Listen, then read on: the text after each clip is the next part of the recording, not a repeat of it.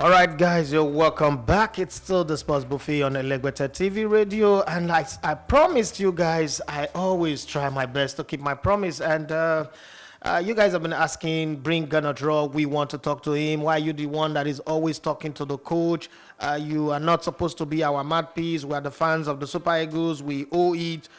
He owe it to us to respond to us. Well, today I've had a conversation with Coach. On Saturday, he was watching his former team, Bayern Munich, demolish Offenheim, and he agreed to have a conversation with the fans. So questions have been put out on Facebook, on Twitter, and on Instagram. So we're going to take your questions. Let me be very, very upfront with you guys that I never expected that the questions would be this much. So I might miss out on some of your questions. Please don't be offended with me. Don't be angry, but we will try our best to make sure that everything goes the way it should go, and we touch as many questions as possible. The coach of the Super Eagles, Gernot Rohr, is on the show with us now, and we're going to, as much as possible, bring him on the mic, and then we'll start going with your question. Emmanuel Sebastian is still in the building with us, so we'll take a question from Twitter, from Facebook, and from Instagram, and make sure that we'll find a balance in all of this. So, Coach Gernot Rohr, good morning and welcome to the Sports Buffet on ELEGBETETVRADIO.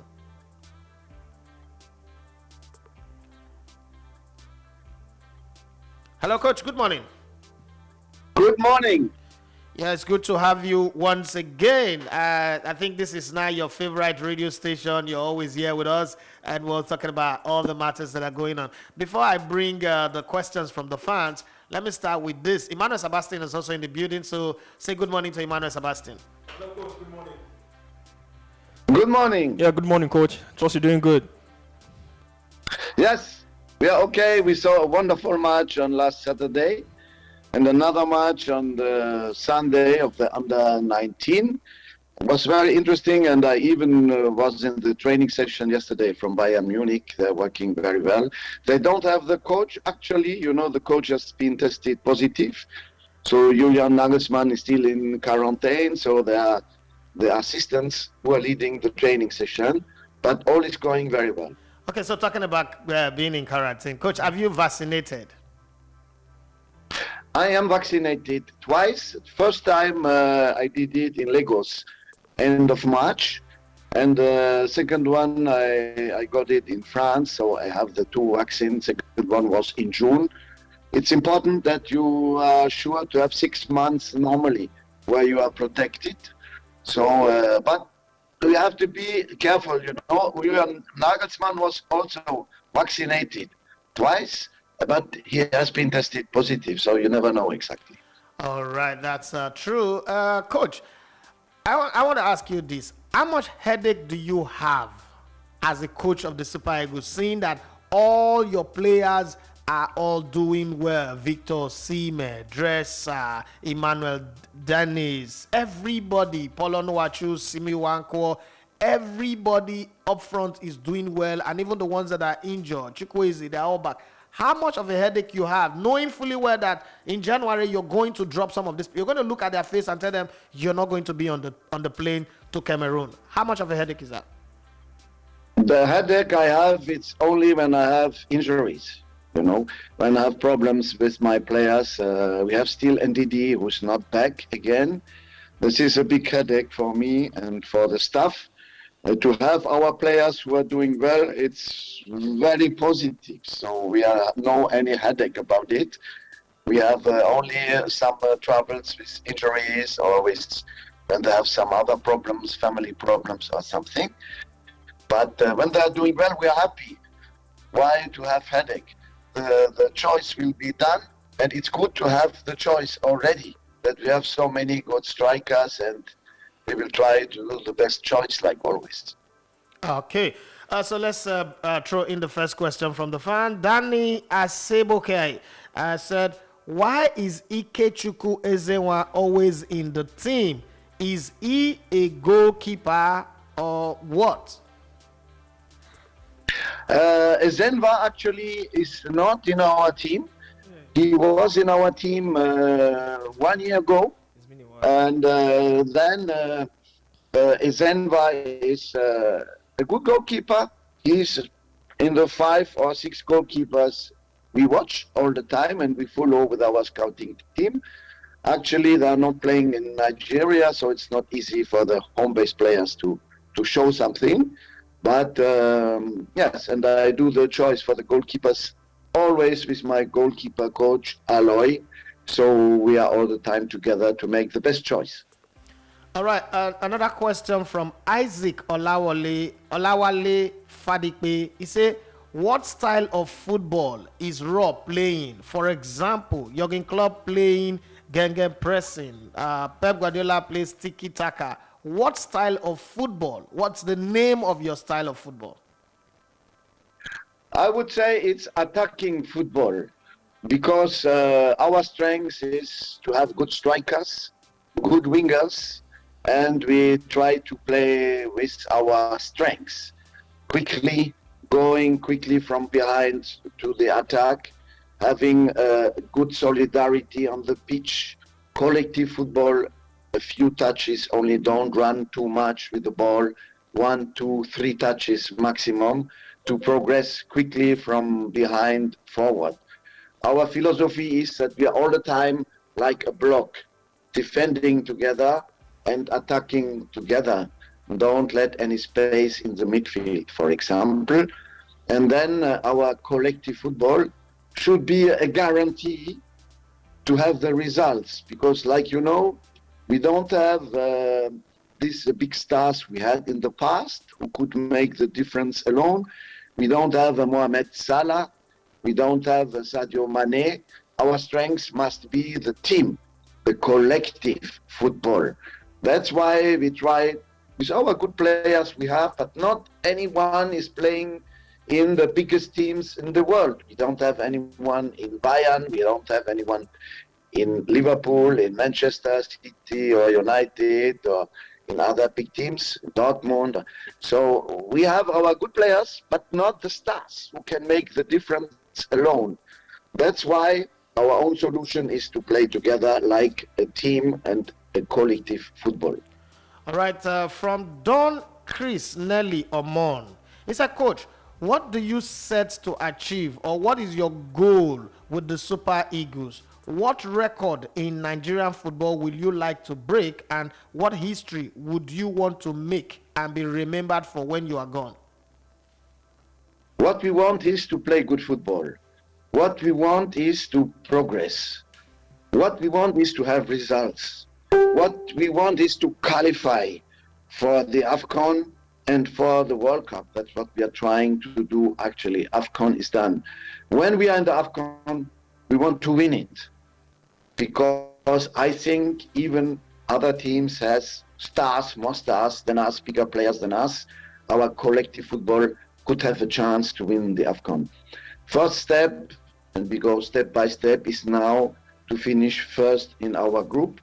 It's already not easy to finish first. Actually, we have 2 points more than Cape Verde. If we do 2 draw, we are already sure to be qualified for the next round, the playoffs. If you do a draw and again a draw, we will finish first, which is sure. So, but we would like to win the 2 games, of course, like always, and to avoid bad surprises like a young team can have sometimes, and we had it already. But it's a part of the football. You learn more when you have a bad result than if you win all the games. You don't ask so many questions when you are winning all the time. So let's progress together. The goals are, the next match is all the time to progress and to say that Nigeria has a team for the future. All right, thank you very much for that. There is Ode Kenneth. The question you ask, Isaac Olawale Fadikpe have also asked that question, so I'm going to get past it and move to Emmanuel Omotunde Lawrence. He said, Coach, when we have the likes of Kelechi, Iheanacho, Victor Osimhen, Paul Onuachu, and the rest of them, why do you still think you want to extend an invitation to Jude Odion Ighalo? Yeah, because we miss his leadership. We miss his experience. We miss the goals he scored. He was the best goal scorer in the last AFCON. He was the best goal scorer in the qualifiers. And I think we have so many young players that they could learn a lot on the side of such a great player. Ighalo is a very important man. I hope that he can come back. I put him on the bigger first list, provisional list for the next games. We are in the touch. He's doing very well in the club, and he has still the ambition to help his country. We have so many good strikers. We invited the last time Awoni, we had Mofi, we had the other one, Onuachu, like you know, Osimhen, of course, is actually number one, our strikers. But we don't have anyone like Ighalo. Ighalo is different. He's a special player. He sees everything. He's feeling. He's smelling the football. So I think in our team now, with his maturity, with his experience, he could help us much more. Okay, so AY Ogurume, he said, why is it so difficult for him to give our home-based players a run in the team, considering that he's been working with the home-based players in his previous employment? That they're saying that why don't you give home-based players, especially when in your previous countries that you work with home-based players. Why don't you give home-based players chance in Nigeria? Because Nigeria has a particularity that they have so many players in the big leagues. In England, in France, in Germany, in Italy. We have players in the best leagues of the world. They're working very well. Already in the academies, a lot of them are coming from the academies in England or in other European countries. And we don't have the same quality of infrastructures, perhaps also of training sessions in the country, in Nigeria. So that is logic that the players have a better technical, tactical, and physical level. Actually, the organization of the Nigerian Football Professional League is not easy. They try the best, especially the Vice President Shehu, I know, is working a lot to bring them forward. But, so long months, no football. 9 months last year, no matches, no games, nothing.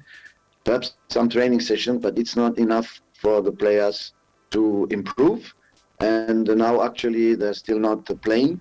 So it's difficult for them to be a competition for the European players. We take the best one. Very often we give a chance to the local players or to the under 20. I have the statistic. We put 24 players already in the Super Eagles from the home base. So from the 24 players we put in the Super Eagles, 23 left immediately after to Europe or to Northern Africa to sign professional contracts. So you cannot find all the time new one. We take the best one. The last one was Ighalo. Ighalo is a winger. We have so many, but I give him a chance. Immediately after, French teams, German teams wanted to have him, but he chose to go to Esperance Tunis. And now he's also in the no more home-based player. So we have so many examples with that. All right, Emmanuel Sebastian have 2 questions from his side. The questions are coming in like bow and arrows. They are shooting at us, but I have to take them. Emmanuel Sebastian, over to you. All right, coach. So I have a question from Alfred Chooks. He said his question is in midfield. He said in some matches, like against Cameroon, the friendly game against Cameroon in the second leg, Alex Iwobi played deep in central midfield, and he hasn't played there before, and he did very well. That's according to Alfred Chooks. Will you want to experiment that more since we have midfield issues? Yeah, in the Cameroon games, we missed half of the team. So especially no defensive midfielder. We had only one. And so we had to try other solution. We tried already with Alex in London when we played in Wembley against England just before the World Cup. In the second half, we changed to 3-5-2, and Alex was already one of the defensive midfielders coming from behind and giving a lot of solutions with his creativity. So yeah, this is an experience we can do again. we are satisfied about what he did on this position. We have now other players who can play there. There's Kingsley Michael. Unfortunately, he's injured. This is a headache I have because he has been operated, a big surgery. We will not have him until the next year. And we found Bonke. It's also a good defensive midfielder. He Well, can rebound still. When everybody is here, it's not easy to come at this position. all right, one more question from Emmanuel Sebastian. All right, so coach, you were in Germany recently in Munich, like you said earlier. You saw the game between Bayern Munich and Hoffenheim. Kevin Akpoguma was subbed off, injured in that game. Did you speak with him? Were you in touch? And how is the injury? And Yes. how is he faring now? I'm always in touch with my injured players or with the players who are sick or have another problem. So I saw him after the match. I was waiting for him, and we could speak. And what he had, he got a shot in the face. Perhaps you saw what happened. It was even a teammate who did it. So he tried to, it was KO, but he tried to continue. And then there were coming some headache, and it's too dangerous when you have something on the head. And the protocol says immediately a player with such a problem has to be substituted. So the medical staff said no risk, not any risk. But after the match, and even today, I think he's okay, because perhaps you know they have another game today at home in the German Cup, playing against Holstein Kiel. And I think he should be back normally in the group. There will be another match next Friday, and they play at home against Hertha Berlin. I'm sure that he will play then, and I will be there again to watch it. I want to see my players in Germany, in France, everywhere. So especially this one was not so lucky with his positive COVID test last time, with his injuries, and so we hope that he will be fit. He can help us a lot. All right, Coach. This one is a very short and straight one. Tunde Odebumi says, Coach, how confident are you to win the AFCON in Cameroon? Yeah, for the moment, we are focused on the World Cup. We have 2 matches very soon, which will decide if we can go further in this competition and to do the playoffs in March. Let's do that. But already, I think the team we are in the top 5 of the African ranking. We should be able to finish at least in the top 5. So I want to do better than last time. You know what we did last time. It was a nice bronze medal, but there are better things to do. Yes, we have a difficult group. First game against Egypt, 11th of January. We will see immediately how will be the level of the team. We need a good preparation. We need the players at least 10 days before. But like you know, in England, they play. Somebody called me from Glasgow already. They have the derby, Glasgow Rangers, Celtic, on the 2nd or 3rd of January. If we can let the players play, we have a lot of problems to prepare the team, but I think we will have most of our players at least 10 days before. We have to do a good preparation. I all the time ask for the best conditions for the training sessions. It's not easy to find in Nigeria.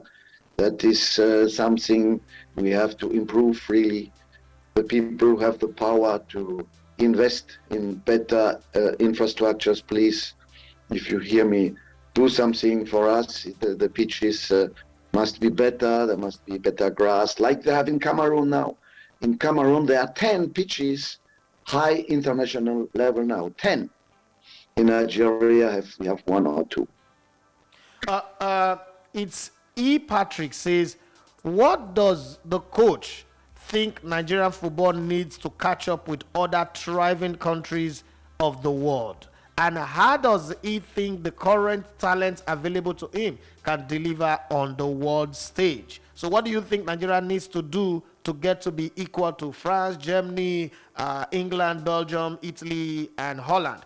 And how much progress do you think this current squad you have can make when they get to the world stage? Yeah, so this is an interesting question. My answer is very simple.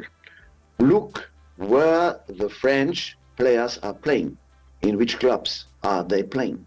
Look on that. You start with Hugo Lloris, is playing in Tottenham.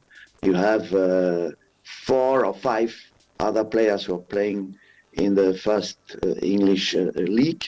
You have other players who are playing, 3 or 4 of them in Bayern Munich. You have players who are playing in Dortmund for Germany, or other big players. They are playing all in the biggest clubs of the world.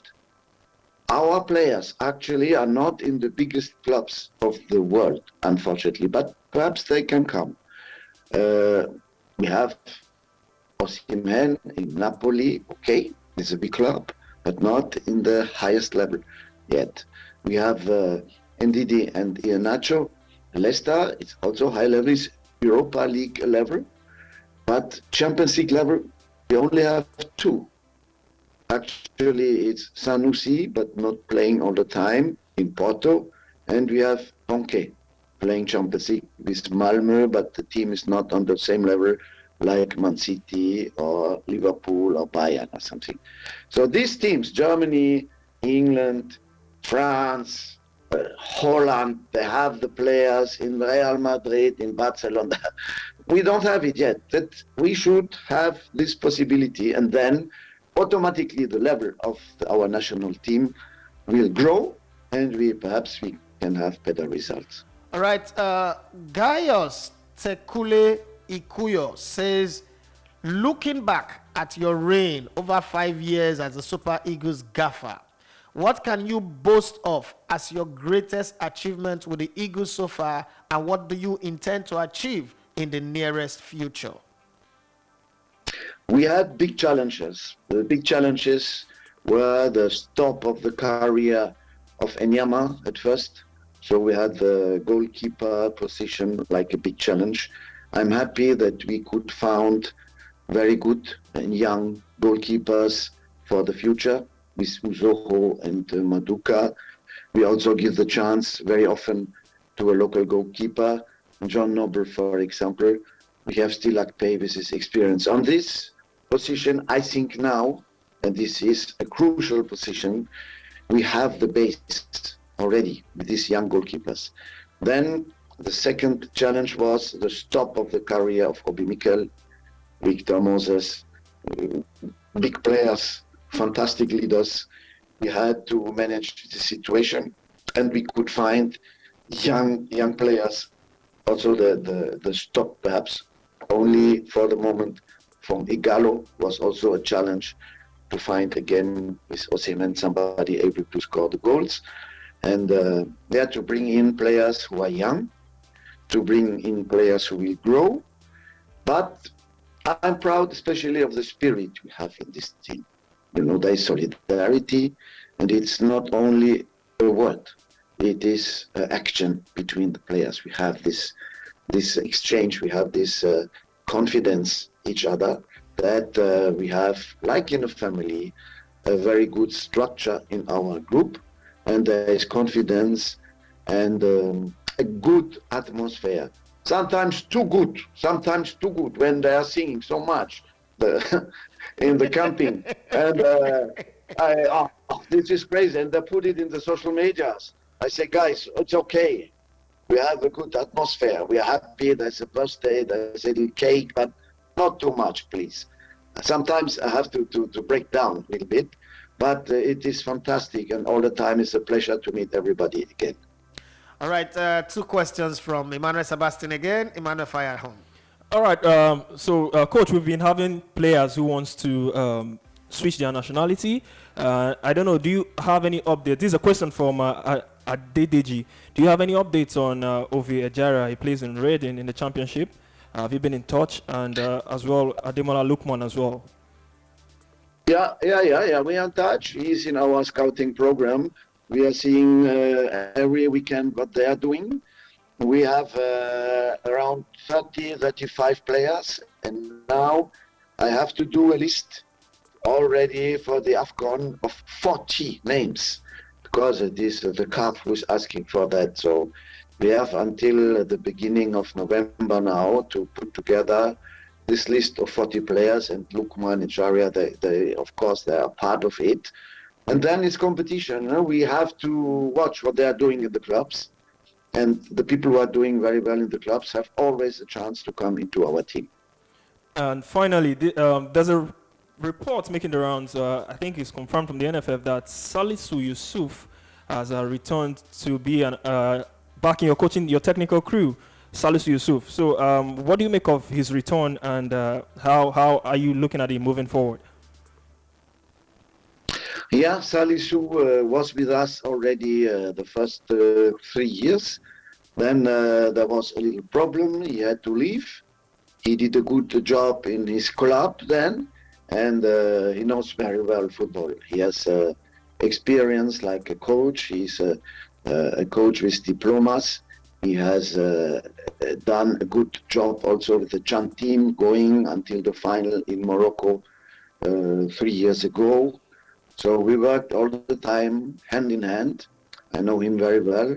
I'm all the time happy if the staff can be stronger. We also work like a team and like a family. So we had Yobo. We worked very well also with Yobo. Yobo put in his temperament, his knowledge of the high-level football, especially on the defensive positions. And he did also a good job. And I think he will still be here. So if the staff is becoming a little bit stronger, it's good for everybody. All right, Coach, this one is coming from a comedian of the Federal Republic of Nigeria.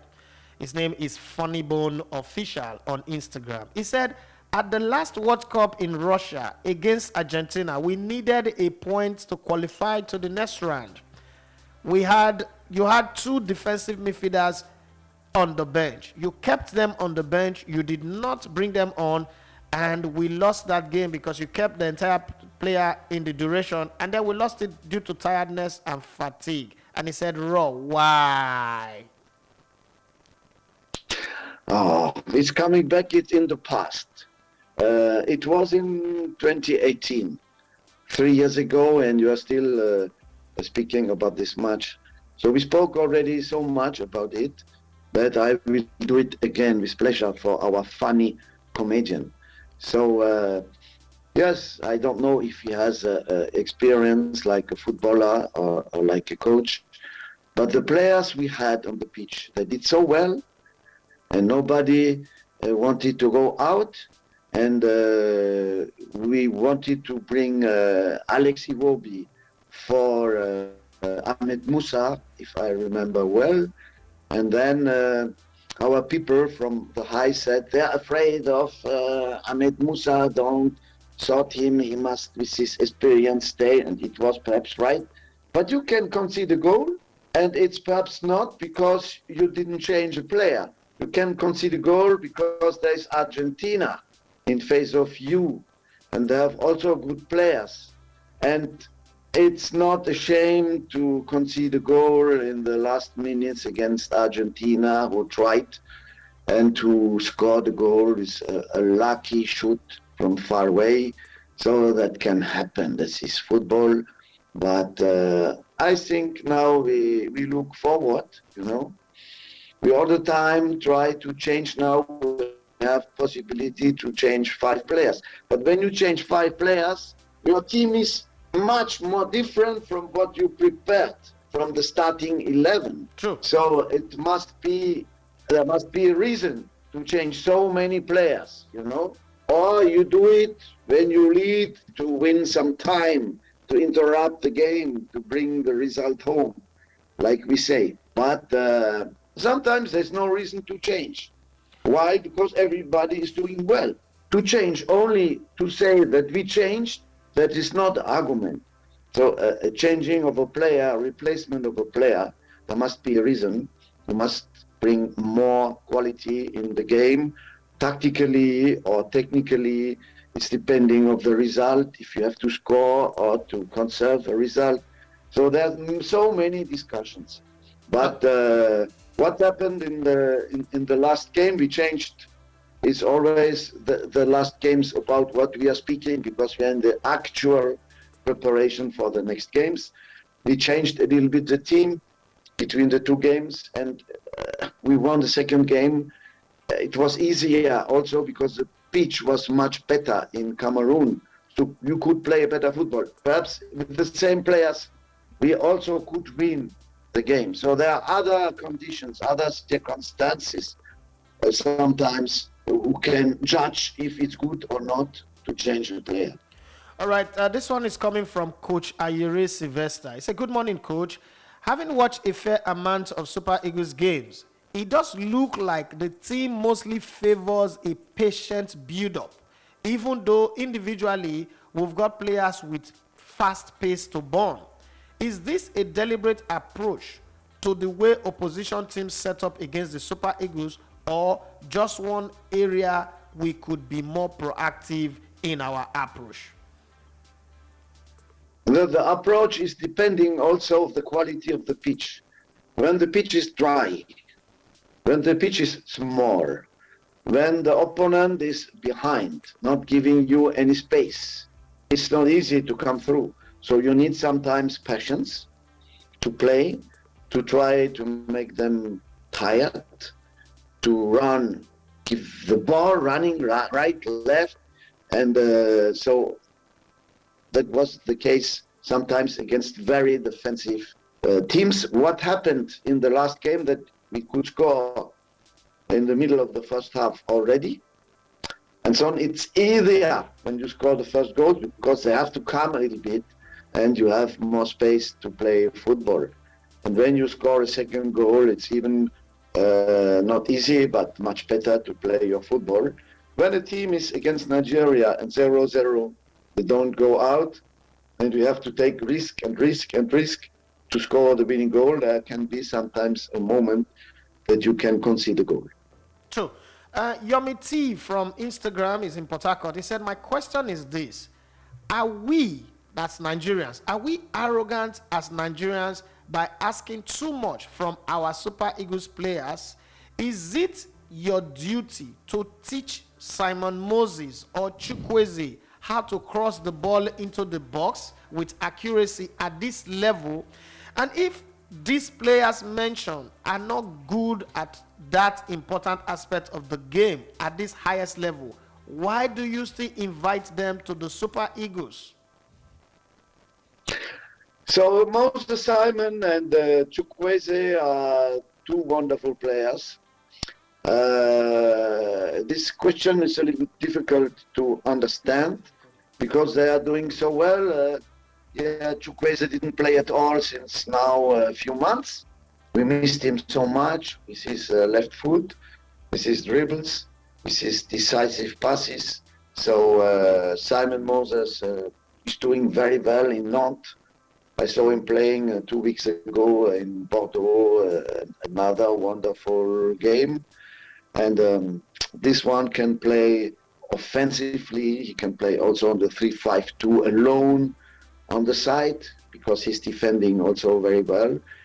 He has good corner kicks, the standard situations. It's also very important. The same for Chukwueze. And these two little players, perhaps this man who's asking the question doesn't like the small boys. he must be 1.85 m at least to come in the Super Eagles. I don't agree with it.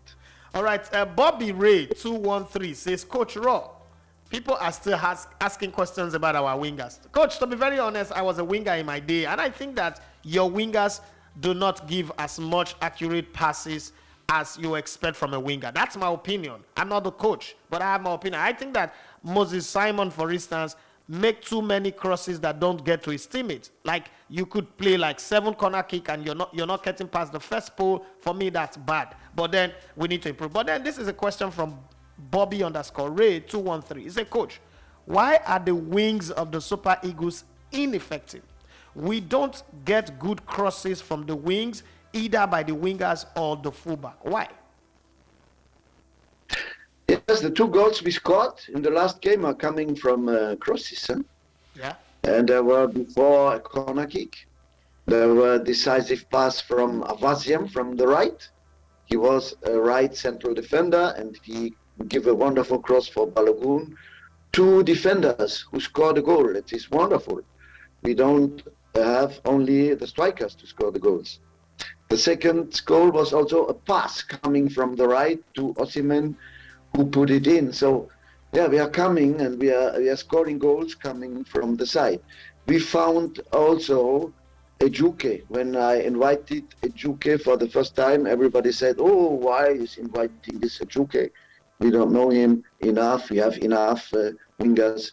But he proved that he can give us more opportunities. You know, when you are now everywhere, you see the wingers playing on the side of the wrong foot. You play on the left wing with a right-footed, and you play on the right wing with a left-footed winger. Chukwueze, for example, on the right, Moses Simon or Ejuke on the left. We have also Henry. So everybody prefers now, all the coaches over the world, to play like this, like to come in and to shoot on the goal. So you can also do crosses, but it's more difficult. When you are a winger on the left side and you have a right foot, you played like a winger, Matthew, I think. So you know the problem. Yes, it's I do. easier to cross when you are left-footed on the left side, running, dribbling, and then you cross. So that's why also I think generally you see everywhere, not only in Nigeria, also in Liverpool, in Man City, in Tottenham and Chelsea, you see more and more, you see Mahrez also. Mahrez is a winger playing on the right side. Coming in, it's starting also with Ribéry and Robben and everybody. So this is now the new evolution in football, and we have to follow it. All right, Coach, let me bring this one from T-Fash. So there is this talk. There was a former player that played under you that said that you're not the person that does the selection of the team. What's the name of the player again, Emmanuel? You talked to me this morning about. What's his name? That what? That said that the coach doesn't know what he's doing. Okay, Nosa Ighalo. Okay, Yeah, Nosa Ighalo yeah. says that you're not the one in charge. So T-Fash is now asking this question. He said, who is in charge of making selection for the team? And if you are the one that is in charge, what are your criteria for picking players for the team? Yeah, this is the only power I have is to make the selection of the player and to make the training sessions, to make the tactic, to make the list, and to make the composition of the team. If I don't have this power, so I would have left already since a long time. So, but we have also a team, we have a staff, and we have to discuss. One of them or two of them are watching other players coming, saying, "Coach, perhaps this one is interesting." We have a scouting team, and I have my assistants. I cannot see all these thousands of players from Nigeria who everywhere around the world. So we need help with technology and with assistance. But finally, it's me who's choosing the players. Sometimes there can be some suggestions from our officials, of course. I listen to it, we discuss about it, but the final decision is always me. And the day I cannot more doing that, I will say goodbye. So I'm now already a coach with a lot of experience, many years behind me, so I don't have to accept the orders to bring the players in my team. All right, Emmanuel Sebastian, you have a question? All right, Coach, this is a short one from Olufemi. He said, why have you not called up Emmanuel Dennis? Oh, yeah. Watford. Yeah, of Watford. Repeat the question. I didn't understand. He said, why have you not called up Emmanuel Dennis from Watford? Dennis from Watford. It's another striker. Why not Lukman? Why not Ejaria? Why not Mofi? Why not Henry? Why not Awoni? Why not? This kind of questions are not really interesting for me. Okay, so let me. Okay, Emmanuel, you have another Yeah, question? one more question from Dio from the UK. He said, knowing fully well that the 3-5-2 formation brings out the best in your players, why do you wait until crisis situations to then use it? Repeat the question. There was a call. He You said. heard it. Okay, yes. So I know I could not listen to your question, please. Okay, there was a call coming in. He said, knowing fully well that 3-5-2 formation brings the best out of your team, why do you always wait till there is crisis? Maybe Central African Republic have beaten Nigeria at home before you decide to use it. Why don't you just use the 3-5-2, 3 at the back, 5 at the middle, and 2 in front? Always. We use the two ones, but our main organization, the players are used to it, is 4-2-3-1. From this organization, we are able to change, to bring very equal during the game if we feel that it's necessary to go to 3-5-2 for several reasons. We can do it, but our main organization look like Liverpool or Bayern Munich, or they have the organization and they don't change so much because they are different opponents. And when you see, for example, for me, actually, Bayern Munich is one of the best teams in the world. They play all the time 4-2-3-1, and they never change. But I think it's good also to be able to change. We have our wingers, so we need the two guys. We like this game coming from the side, but sometimes it's better you do it with only one on each side, not two, because you need more people in the center of the pitch. So yeah, we can do the two systems. It's depending of the players, of the fitness, of the situation. If you are away, if you are home, if it's a defensive opponent or an offensive. So it's depending. We must be able to play with different systems. It's also for the players. It's good to make a wake-up situation. Changing, so I must concentrate. This is something different. It's giving sometimes more dynamism to the team and more perhaps motivation also. But I think for us, actually, with the players we have, the 4-2-3-1 is the best system we have. All right, for David, COL Michael on Instagram at 07SuperN, he said, on Kelechi Iheanacho, Rohr don't seem to know his best role.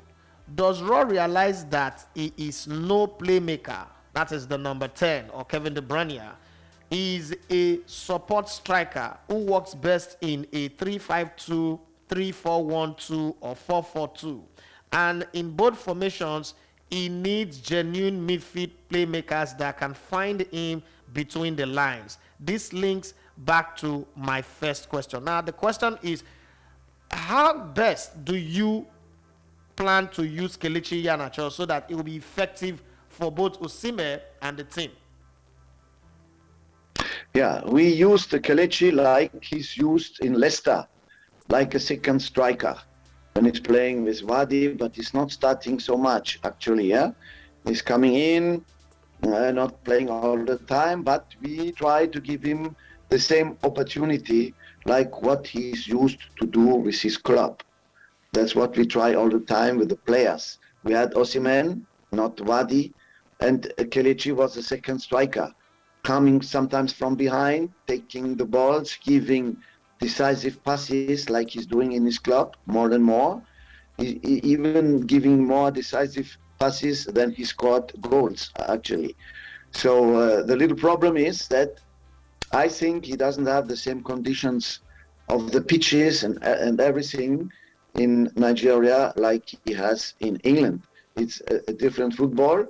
And also you have sometimes players who are doing very, very well in the club, and they have another situation in the country, in the national team. They are coming, they have so many people around them who are disturbing them, especially in Lagos. The concentration is not easy. And so the players are not perhaps in the same serenity like they can be in the club. All right, time is up against us, so we can't take all the questions because the questions are just coming too much. But I'm going to take this one as the last question from my end. Molat Sport Gist at Chubby MO _ says, Raw, do you focus on inviting foreign-based players just because you can watch them on TV and not the home-based players because you cannot go out to scout them? Is that the reason why only foreign-based players are invited? I know you've answered this question before, but I just need you to repeat it on this. I answered to this question already, so I don't want to say twice the same thing, please. All right, so as we are rounding up, I've got my one question that I want to ask you. I've been asking you people's questions since. So the coach of my team, Arsenal, the former coach, who is now working with FIFA, all of a sudden woke up from sleep and decided that, oh, the World Cup is not good every 4 years. Now we should have the World Cup every 2 years. And then FIFA, CAF, and some other federations are buying into that idea. Coach, I want to ask you this. The Arsene Wenger's idea of the World Cup every 2 years, what is your take in relation to players, use of players, the stress of competition, qualifiers, and the rest? Is it an idea that you think is a good idea at this time, or is something that we should kick against? I think it's very difficult to realize to make a World Cup each 2 years because you don't have the time. The dates are already so many that you don't have the time to do another qualifiers, another tournament, and another playoffs. We don't have the time. We only have 365 days in the year. You cannot play every day. So what is good that the next World Cup after Qatar, there will be more teams to play. And in Africa, for example, we will be 9 and not only 5, which is much more democratic and much more realistic, that you give more chances to the people to participate. But to play all 2 years a World Cup, for me, actually is impossible. You don't have the time. You have to respect the players, the health of the players.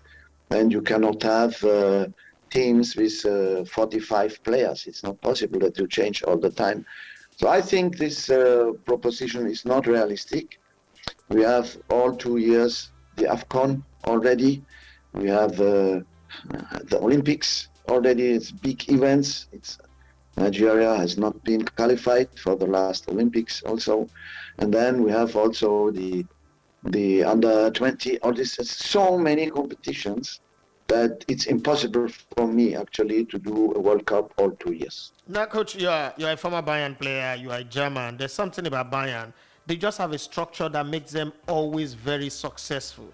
Can you help us get a few secrets that we can learn? What is that thing that make FC Bayern so consistent and so super?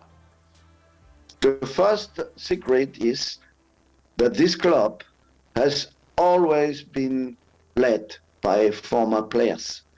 And the president or the technical director or the owner, there is no owner. The owner are the members. It's an association. They have an organization that is not a business like all other enterprises, all other businesses you have in England or somewhere.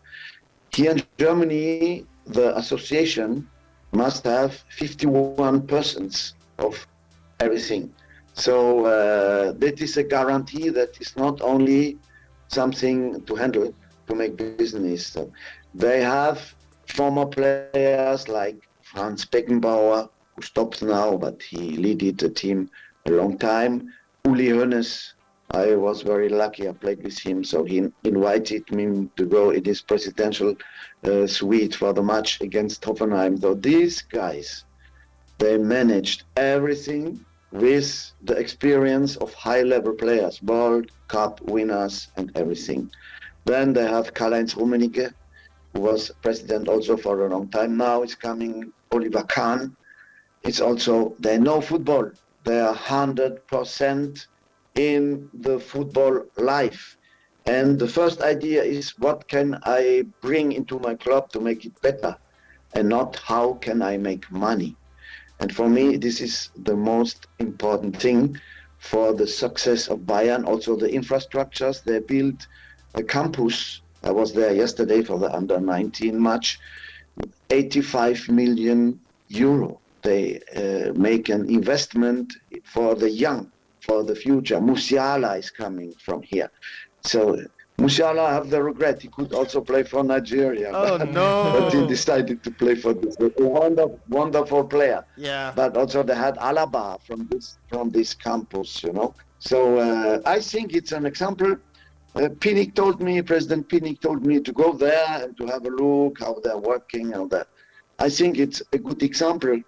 And so we should try to have the same. But a lot of clubs now, they want to do money at first, you know. And that is a pity a little bit. And I hope that it will change. And more and more clubs will do like Bayern Munich. So, Coach, before I let you go, one day you're going to look back and say, I am done. I've done my job in Nigeria. What is that one thing you want to be remembered for? What's that thing that your entire time in Nigeria would be defined by? Yeah, when I feel that my team doesn't listen no more to what I want, when I feel that I'm tired, that the passion is no more here, when I don't have the results, when I don't go to the AFCON or to the World Cup, so it's already in my contract, they can say goodbye, and me, I can go, I'm free. So this is, I think this is a deal which is very fair. I always accepted this challenge when I signed already in 2016. The contract could be terminated if we don't go to the World Cup with Zambia, Cameroon, Algeria in the group. I accept. A lot of coaches did not accept. They didn't want to come. So yeah, let's try to go to these big competitions with a good team, who's giving a good image of Nigeria. In the last World Cup, we were the youngest team of the world, and we had so many sympathy, so many positive comments in Europe, everywhere about our team. It was wonderful. And the image of the country is so important. It's the most important perhaps in all this football, that you give a good image of your country, of your football, and of your culture. And our players are doing that for the moment. When I see that it's no more the case, I will stop. All right, thank you very much. We've really taken a lot of your time. Thank you very much. It's been 1 hour talking to you on the show today. We would speak to you again before the next World Cup qualifiers. But until then, Coach, keep doing what you know how to do. Keep being you, and always try to stay safe. I know you've done your your vaccination, but please stay safe. Like you said, Julian Nagelsmann have done his vaccination, but then he still caught it. So stay safe and be the very best of yourself. Have a nice day. Thank you. You too. Goodbye to everybody. All right, Coach. Goodbye. Yeah, it was a nice time hanging out with the coach of the Super Eagles of Nigeria, Gernot Rohr, Emmanuel Sebastian. And I'm going to say I'm sorry to everybody. I didn't expect that we would have this much questions coming in. It was... There's still more we didn't even ask, but we have to say we're sorry to those who sent the questions. Now we couldn't get it across. I mean, you know, a lot of people were even surprised Rohr could stay till this time. I mean, this was 1 hour long. If it is this platform, it would stay. So it's, you know, sometimes you just have to put your platform in such a way that people can respect it. That's just the truth of the matter. And we might be a young platform, but I mean, we try not to be petty with these people. So I'm always saying that I'm not surprised that people stay on with us for 1 hour. I remember when I interviewed, the last interview with Martin Tyler, and he was asking me, how long is it going to be? I said 1 hour minimum. And he said, can you ask questions for 1 hour? I said, don't worry, when the time comes. He said, he's never done any interview with anybody, even in the UK, that after 30 minutes, people run out of questions. I said, me, are you sure about that? Okay, I was born to talk. I was born for this gig, you know. And we spoke and spoke and spoke and spoke. And it was beautiful. So I'm going to try and bring Amaju Pinnick next week, Tuesday. Now, listen, you guys just ask the question. Trying to understand how difficult this job is.